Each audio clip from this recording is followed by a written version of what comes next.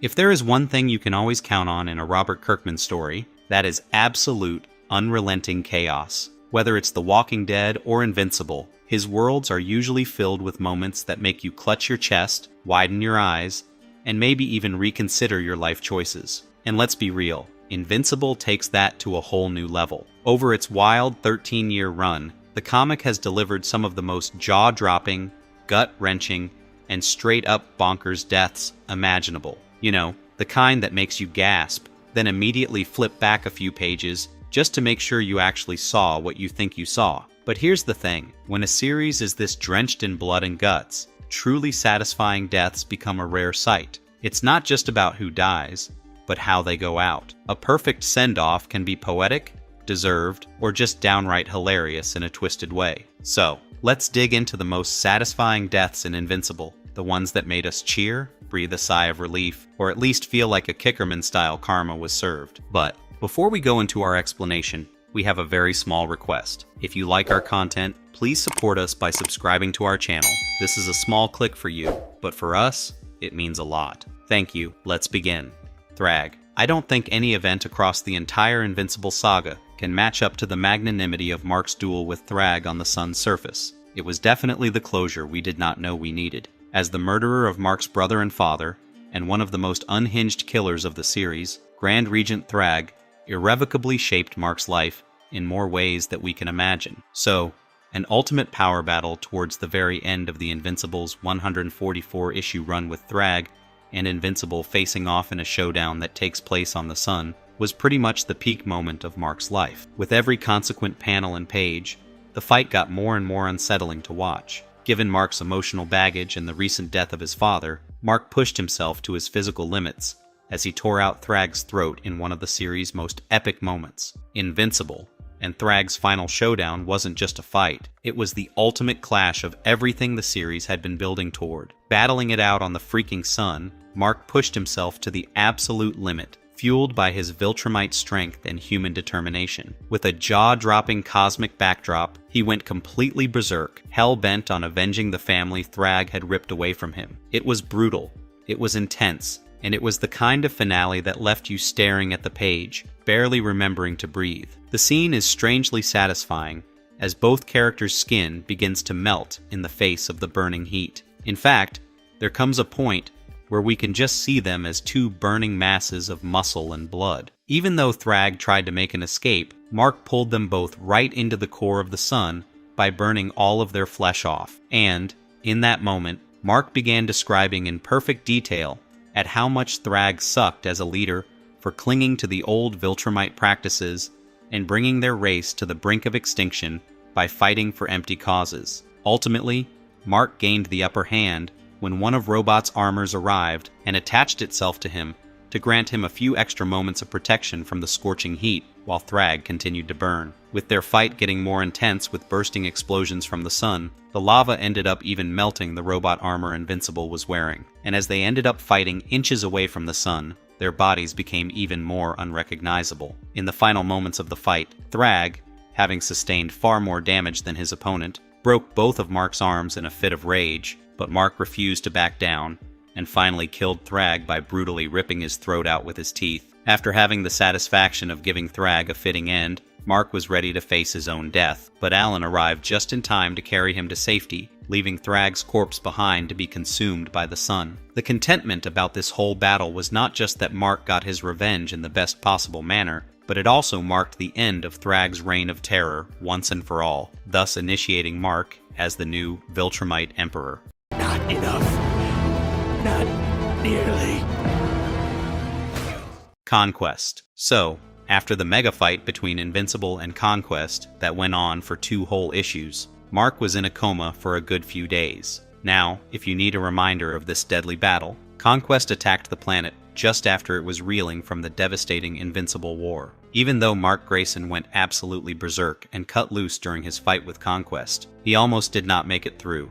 In fact, Oliver almost died helping his brother fight the Brute, and Eve would have definitely died if it wasn't for her powers overriding her mental blocks and resurrecting her. Although Mark absolutely smashed Conquest's face and seemingly killed him in this fight, he also suffered several broken bones and barely made it out alive. But after Mark woke up from his coma, he demanded to see Conquest's dead body and asked Cecil to burn it, in order to ensure that another Angstrom-Levy-like situation does not pop out to surprise him. But as it turns out, Cecil faked Conquest's death in front of Mark, and instead, he stored the Viltrumite's smashed-up body in a 400-ton block of steel alloy, 600 miles underneath a random desert. Cecil was actually waiting for the Viltrumite to heal and regain consciousness, so he could find out everything he could about the Viltrumite Empire and figure out how to stop them. But this horrible decision that came to bite his back sooner than expected during the Viltrumite War, as Conquest simply broke out of the prison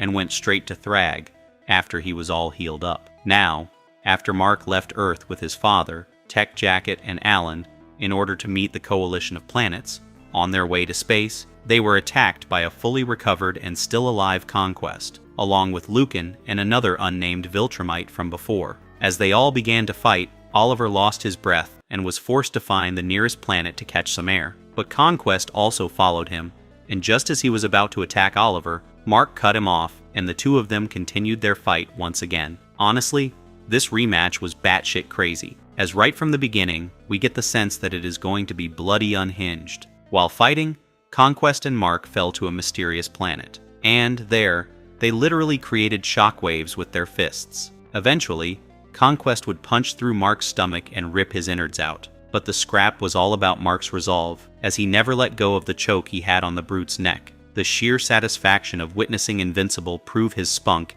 as he strangled Conquest and left him gasping for air was a treat to the eye. Although Conquest also fought back with devastating resolve, as it took Mark almost a month to recover from this one, this battle was probably the most satisfying way to start the Viltrumite War.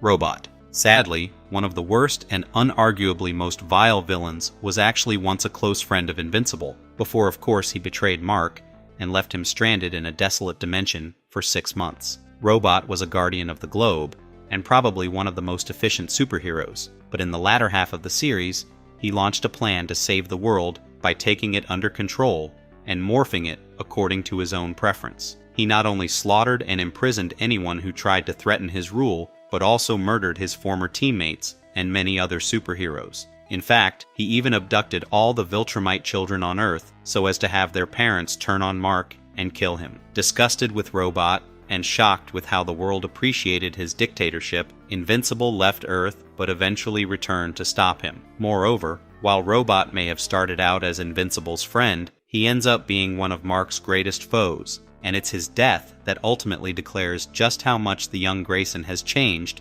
by the end of the series. So, after not being able to trust Robot following his attempts at world domination and the extermination of Mark's family, Robot's body is physically killed by Invincible himself, only to have his brain preserved beneath the Pentagon for the betterment of the world. Considering everything that Robot had done by the end of the series, his supposed death was far from surprising, but it was most definitely satisfying. Even though Robot winds up utterly alone, some people feel his actions were deserving of a much harsher punishment. But if you ask me, I think Mark's murder of Robot and Rudy's brain's subsequent revival demonstrated the line between pragmatism and heroism that Invincible was ultimately willing to walk, which was a fair change from his staunch anti-killing policy at the start of his journey.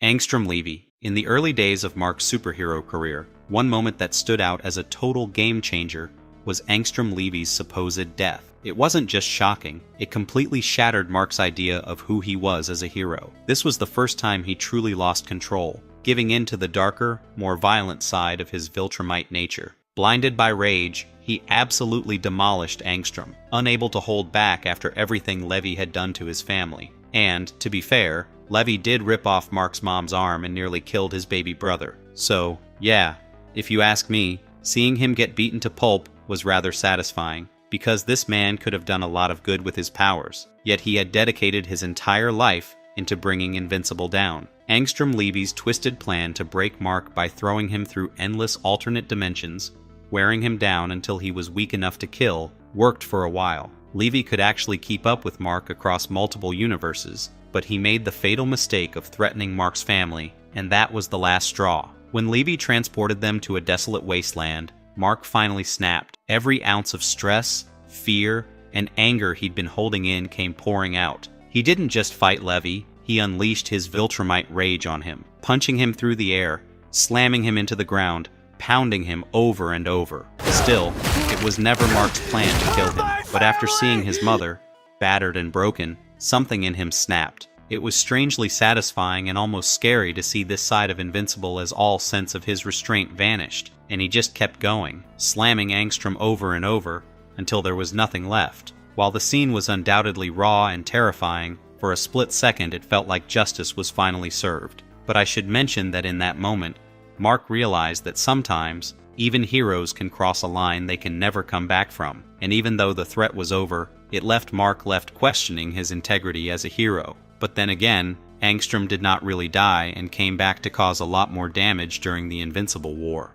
Dinosaurus. Invincible and Dinosaurus first came together under a common understanding that, in order to protect humanity and create a better world, the underlying problems of society have to be dealt with first. But after devastating his reputation, while assuming himself to be a moral authority for the world, Invincible came to realize just how far Dinosaurus was willing to go in order to achieve their dream. In an attempt to show Dinosaurus the dangerous path that his equation for long-term peace created, the reptilian anti-hero conceded, still believing that his atrocities would bring something good, but fearing that he may have gone too far. Dinosaurus seemingly gave up everything he had worked for, asking Mark to kill him then and there. But before you start sympathizing with him, let me tell you, this guy not only devastated the Earth, but also killed around 800,000 people during the death of everyone. His Thanos-like logic came at a great cost, which was just not good enough to justify the outcome. Even though Dinosaurus met a bloody ending which occurred off-panel,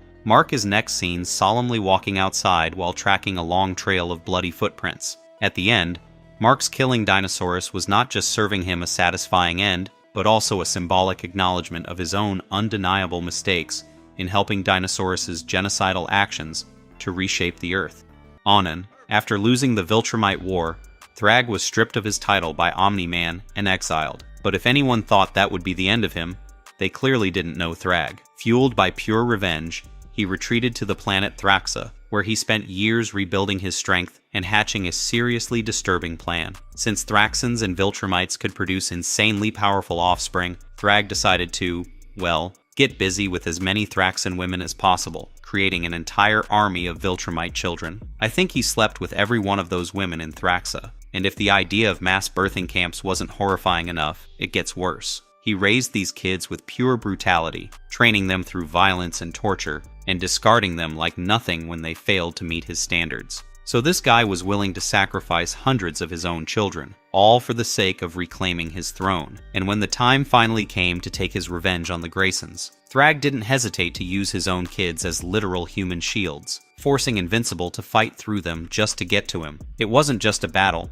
it was a freaking nightmare. Look, Thrag does a lot of terrible things throughout Invincible, but this might just be the most horrifying thing he has ever done. The guy didn't even bother to learn his own kids' names, because to him, they were just disposable soldiers bred for the purpose of his personal war. Now, out of all of Thrag's hybrid Viltrumite offspring, two of them really stood out. Onan and Ursal were the first Viltrumite twins in generations, and were a big deal. But compared to his sister, Onan was a whole other level of ruthless, with a disturbing love for violence. One day, he and Ursal were sent on a mission to wipe out Mark Grayson's family. When Mark realized his daughter Tara was in danger, he grabbed her and ran, but the twins were right on his heels. Later, when Thrag himself came for the Graysons, Oliver stepped in to protect Tara. In a desperate move, Mark tried to bargain, holding Onans as ransom to save his daughter, but Thrag didn't even flinch. Without hesitation, he impaled Oliver right in front of Tara, brutally killing him like it meant nothing. It was one of the most gut-wrenching moments in the entire series, proving once again that Thrag was an absolute monster. In return, Mark lost it and crushed Onan's neck with just one hand. Mark snapping Onan's neck was definitely a moment, not just because of how brutal it was, but because of what it meant. Up until that point, Mark had always struggled with the weight of his actions, always thinking about who he killed, why he did it, and whether he could live with himself afterward. But in that moment, none of it mattered. because his brother was dead, his daughter was in danger, and he wasn't about to let morals slow him down. And honestly, Onan had it coming. The guy was a mindless killing machine, raised to be nothing but a weapon for Thrag. Seeing Mark finally let go of hesitation and just end him was incredibly satisfying, because for once, there was no inner conflict, no drawn-out speech, no second-guessing, just a clean, decisive snap, which served as a fitting end for one of Thrag's most ruthless killing machines.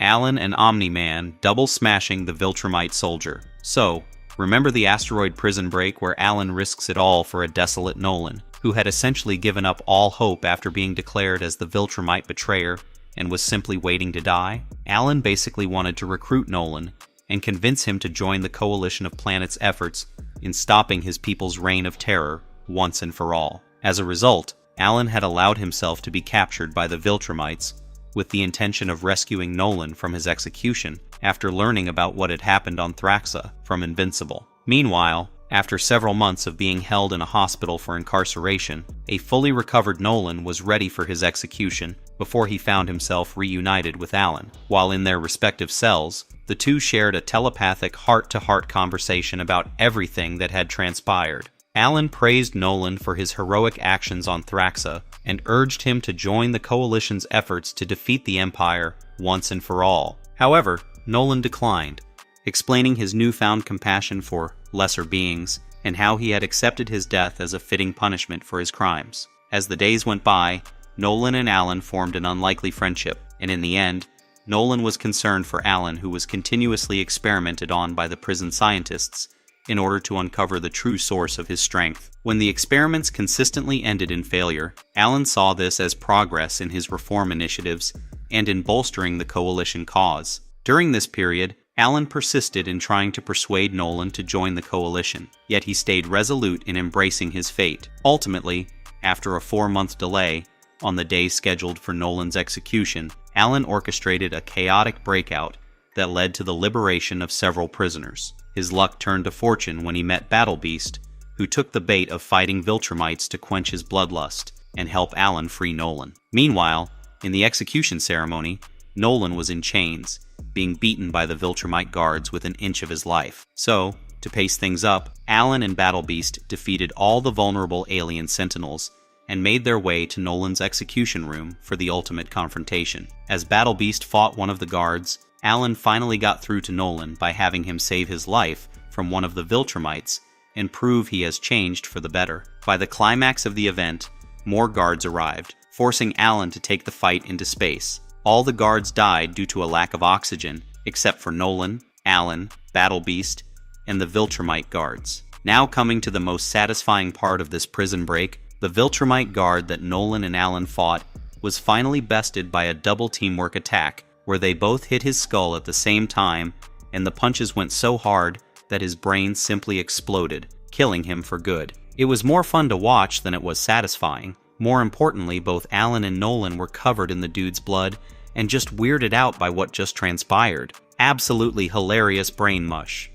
Cannibal, Mark eating his other variants. So, the only reason why the Invincible War came to an end was because all the remaining evil variants of Mark banded together and began revolting against Angstrom Levy. After 3 days of unleashing continuous chaos on the planet, Angstrom arrives and asks the 8 remaining evil Marks to bring him the main reality's Invincible. But they straight up refuse and try to come at him by confronting Angstrom about losing half their numbers and hold him accountable for failing to deliver on his promises of giving them control of multiple realities. As a result, Levy sends the rest of these Marks through portals to a universe with a completely desolate and devastated Earth, where they end up going mad. Now, after being lost in an unknown reality, Cannibal Invincible was later rediscovered by Mark while feeding off the corpses of multiple Invincibles trapped by a similar fate. With no food or water to be found, and without enough power to survive or leave the planet, a competition broke out among the remaining Invincible over the only resource they had, each other. And so, When the Invincible from the main reality arrives in the same dimension, he stumbles across Cannibal Invincible, mumbling to himself while eating the thigh of a somewhat freshly deceased Viltrumite soldier, Invincible. Drenched in blood and his own variant flesh, Cannibal Invincible proved to be quite an untamed menace, as he was powerful enough to kill and consume at least 4 other versions of himself. And while this sounds like a horrifying ordeal, this was the befitting fate they deserved, as these evil Mark variants not only devastated the Prime Earth, but also withdrew their respective realities into absolute chaos.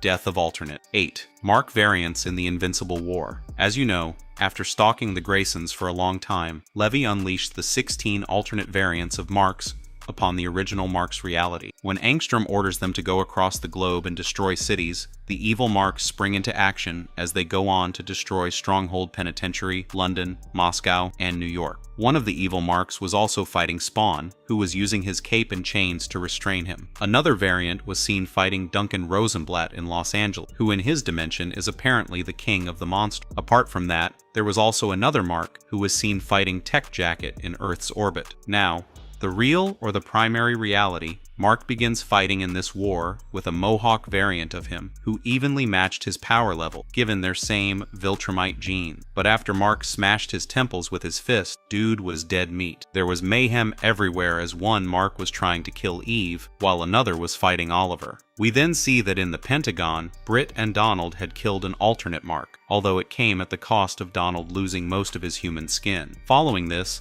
Cecil instructs Donald to call as many superheroes as possible to deal with all the crisis at hand. So, on the second day, Donald calls for the Dynamo 5, Youngblood, and other teams to help them get rid of these evil Invincibles. On the other hand, Mark and Eve rush to assist the Cyberforce in fighting an evil Mark. Eventually, we see that Pitt has managed to kill an evil Mark by mashing his thumbs into his eyes, but not without taking some damage himself. Then, Shadowhawk and Madman attempt to fight the version of Invincible who claims to have killed his reality's Omni-Man during their battle. And that is not all. We also see Savage Dragon, Mighty Man, and Angel as they barely manage to handle another Mark, while Jackie Estacado fights one. To pile more on, Jack Staff, who had previously fought an evil Mark in London, fought one on the Alt Marks, as Witchblade and Ultra took on 1 Mark each. Now, during this whole chaos, Eve gets seriously injured, and so, the real Mark rushes her to the hospital. Still, the war rages on as one of the evil Marks manages to defeat the Guardians by decapitating a mortal and killing many of Kate's duplicates. But just when this guy was about to do more damage, Darkwing 2 comes in to pull this evil Mark into the shadow line. Even the resigned Guardians were injured in the fight with Angstrom's horde of evil Mark, and when one of the evil Marks tried to kill the injured trio, Bulletproof held him off, although he had previously lost his hand. We also see Oliver fighting an evil variant of his brother. After this guy teases him by calling him a lesser Viltrumite, Oliver goes head first to attack him, but given how his budding powers were no match for any version of Invincible, he gets wounded. Then, an evil Mark attempts to suffocate Savage Dragon, but I think the real shocker comes when Rex has Bulletproof take Robot and Amanda with him, while he decides to stay behind in order to make the ultimate sacrifice to kill an evil, menacing variant Mark by charging up his skeleton with potential energy to ultimately turn himself into a suicide bomb. As this charge denotes,